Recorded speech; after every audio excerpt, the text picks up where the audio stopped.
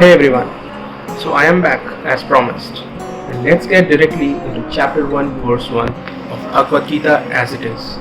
Let me explain the flow of it. First, I'll read out the verse in Sanskrit, followed by its English translation, and then followed by the purport. Chapter 1 is titled Observing the Armies on the Battlefield, and the verse is Dhritarashtra Uvach Dharmashetre Kurukshetre Samaveta Yuyutsava Mamakao Pandavaschaiva Kim Akurvata Sanjaya.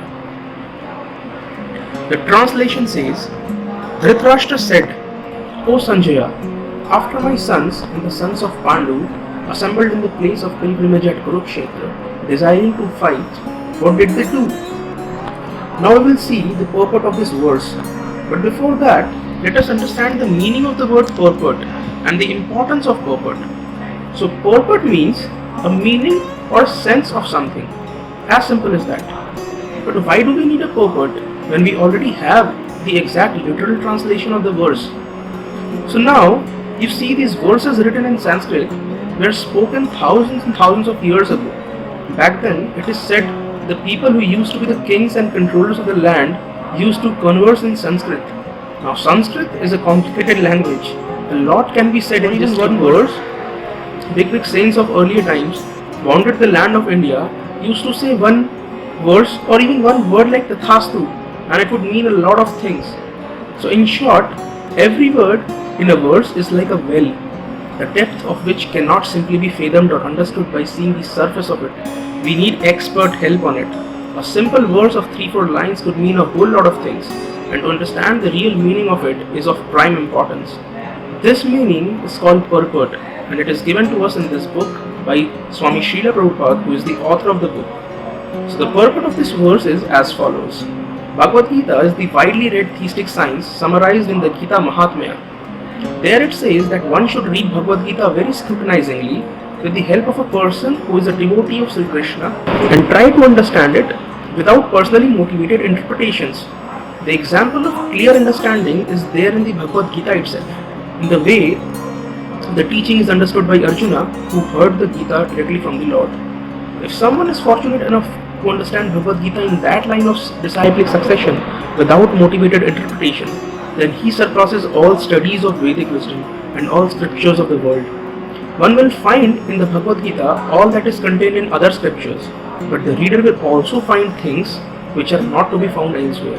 That is the specific standard of the Gita. It is the perfect theistic science because it is directly spoken by the Supreme Personality of Godhead, Lord Shri Krishna. The topics discussed by Dhritarashtra and Sanjaya as described in the Mahabharata form the basic principle for this great philosophy. It is understood that this philosophy evolved on the battlefield of Kurukshetra, which is a sacred place of pilgrimage from the immemorial time of Vedic age. It was spoken by the Lord when he was present personally on this planet for the guidance of mankind. The word Dharmashetre, a place where religious rituals are performed, is significant because on the battlefield of Kurukshetra, the Supreme Personality of Godhead was present on the side of Arjuna. Dhritarashtra, the father of the Kurus, was highly doubtful about the possibility of his son's ultimate victory. In his doubt, he inquired from his secretary Sanjaya, what did they do? He was confident that both his sons and the sons of his younger brother Pandu were assembled in that field of Kurukshetra for a determined engagement of the war. Still, his inquiry is significant. He did not want a compromise between the cousins and brothers, and he wanted to be sure of the fate of his sons on the battlefield. Because the battle was arranged to be fought at Kurukshetra, which is mentioned elsewhere in the Vedas as a place of worship, even for the denizens of heaven, Dhritarashtra became very fearful about the influence of the holy place on the outcome of the battle. He knew very well that this would influence Arjuna and the sons of Pandu favorably, because by nature they were all virtuous. Sanjaya was a student of Vyas, and therefore by the mercy of Vyas, Sanjaya was able to envision the battlefield of Kurukshetra even while he was in the room of Dhritarashtra. And so Dhritarashtra asked him about the situation in the battlefield.